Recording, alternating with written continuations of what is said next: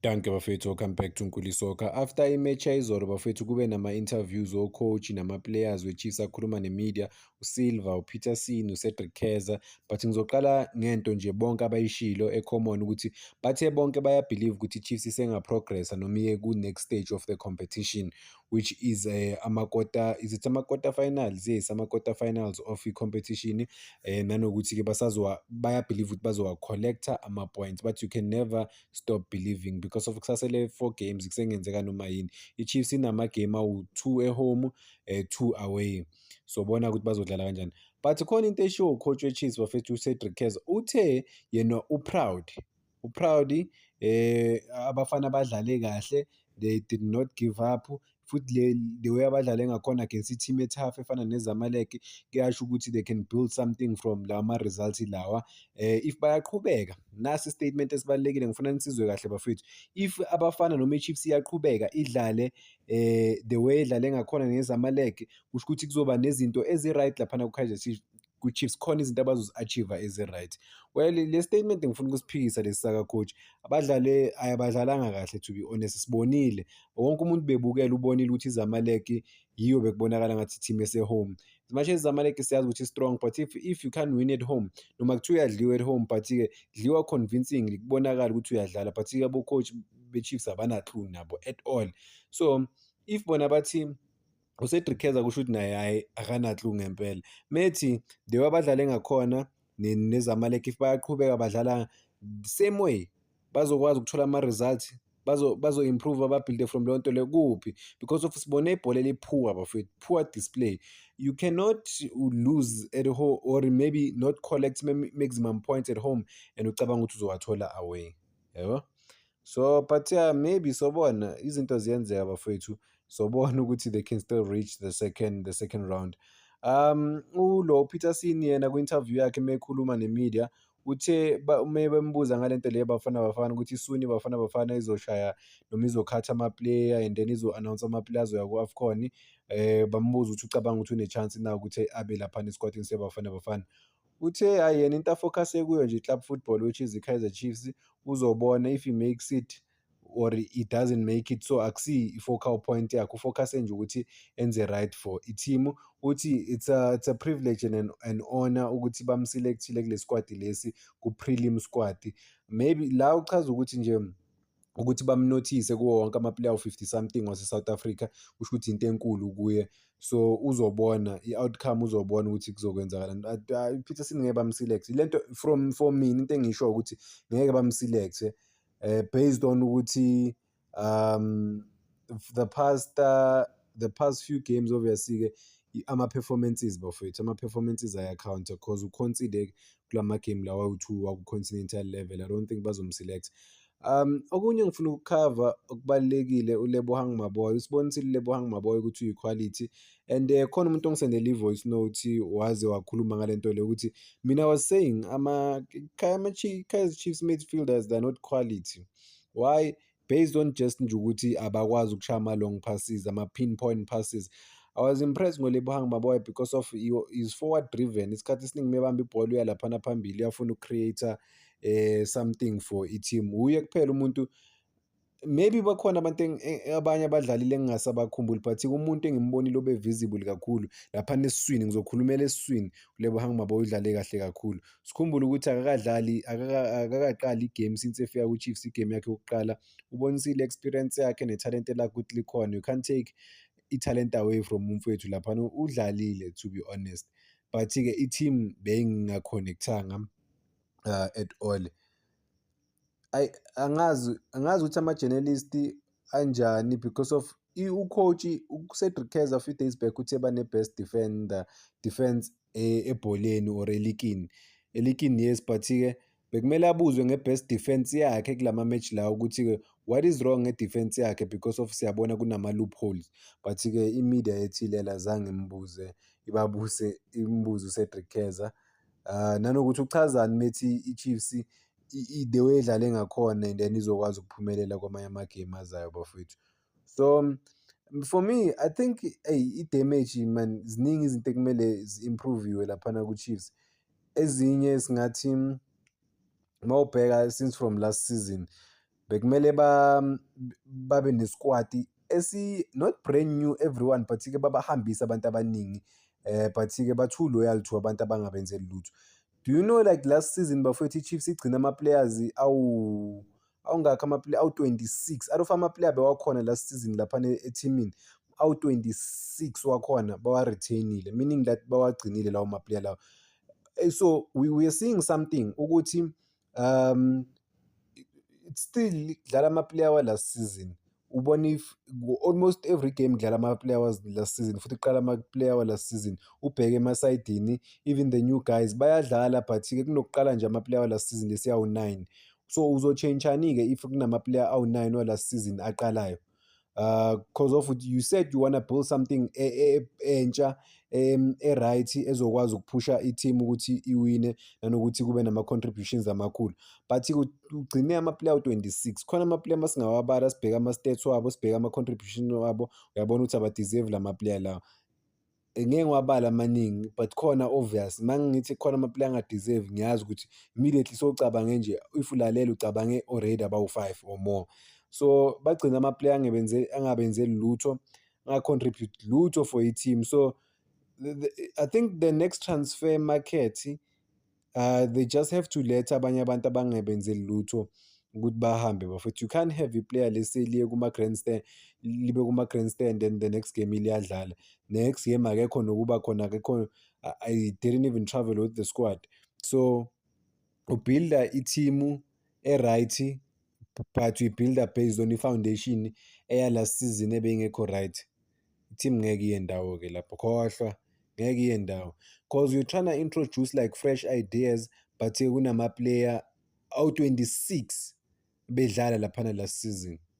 You can't build something new, brand new and ezo-benefit i-team. Ziningi izinto ekumele zishintshwe and ngiyabona-ke lento yabo seya-catch up-a-ke manje, iyababonisa ukuthi ayisebenzi lento, ngeke ube nabo-coaches bafowethu abawu-2, ngeke kwenzeke.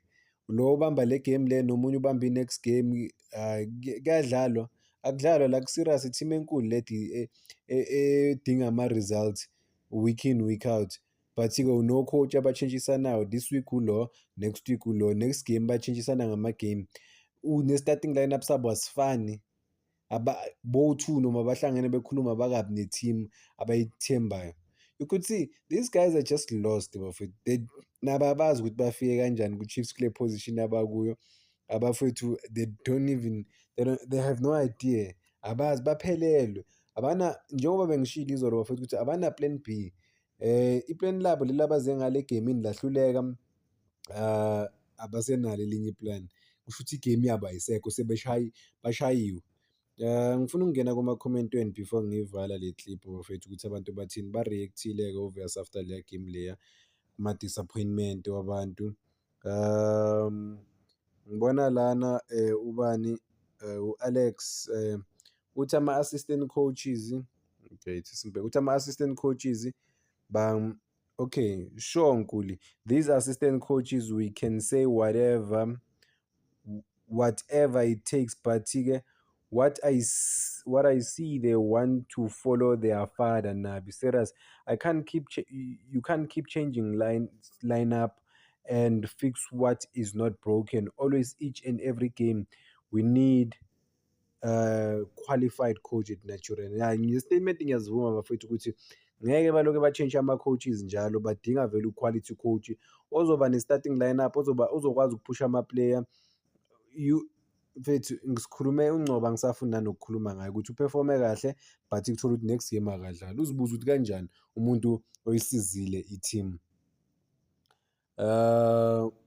Okay, mangibheke emunye bafethu, Sibusiso Hlatshwayo, yena uthi-ke coaches are clueless and they are supposed to use Solomon on the better of his ability. When taking out Sereno, put in Munyane and Solomon on the right wing. Okay. Yeah.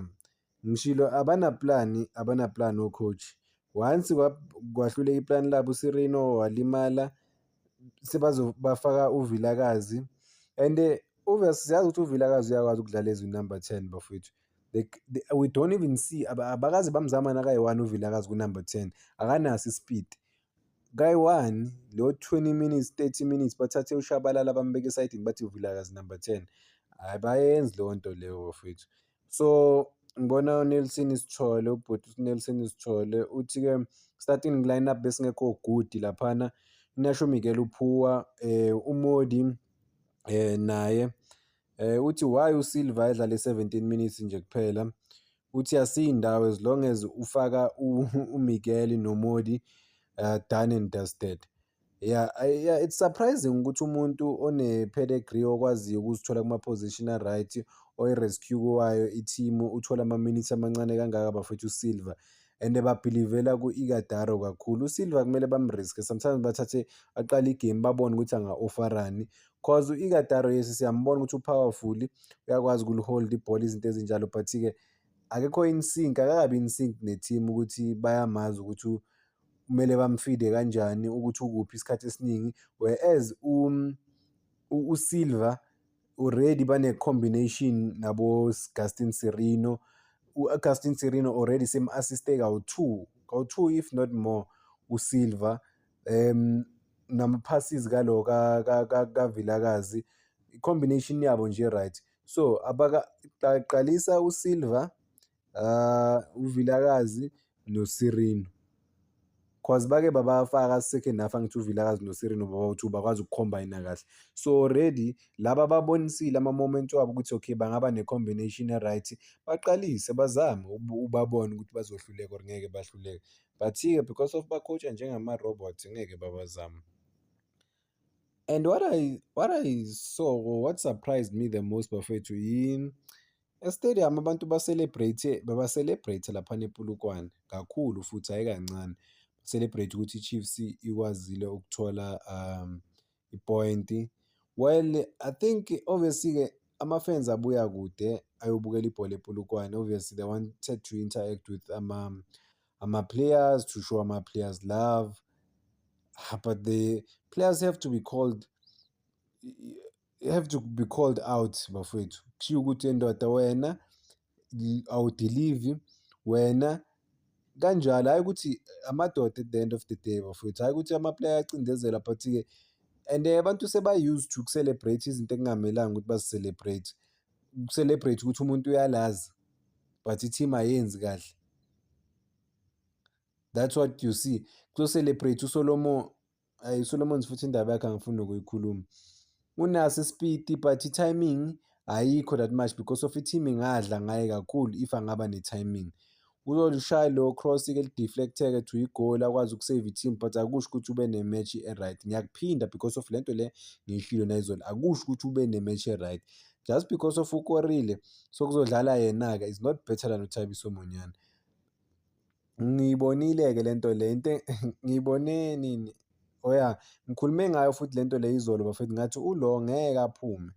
Who is this player? Ubani, uNasho Miguel, yeah. U-coach mekhuluma ngokuthi bane-best defense, ngabona ukuthi ba-protect uNasho Miguel laphana bafethu, ukuthi wenze i-mistake but still ngeke bam-replace or bazame omunye umuntu. Abazame omunye umuntu babone ukuthi i-defense ngeke ibe stable nayo. uNasho Miguel u-guaranteed ukuthi unenkinga vele, guaranteed ukuthi ngeke adilive, lokho siyakwazi, or uzoba namaphutha but uyi-senior player. Hhayi, ziyakhala. Give ogiven Msimang opportunity, give abanye abafowethu. Cross uyakwazi ukudlala laphana ku-center back, uthathe ku-left back udlalise abanye abadlali bakhona oMako. So ungabi nje static kube i-robot. But yeah, positives, I don't have any positives okwamanje, but isithembe ngoba i-next match yabo i-league ukuthi bazokwazi ukuthola ama-results laphana ku-next match. Danko bafethu, ngicela ukuyibamba la.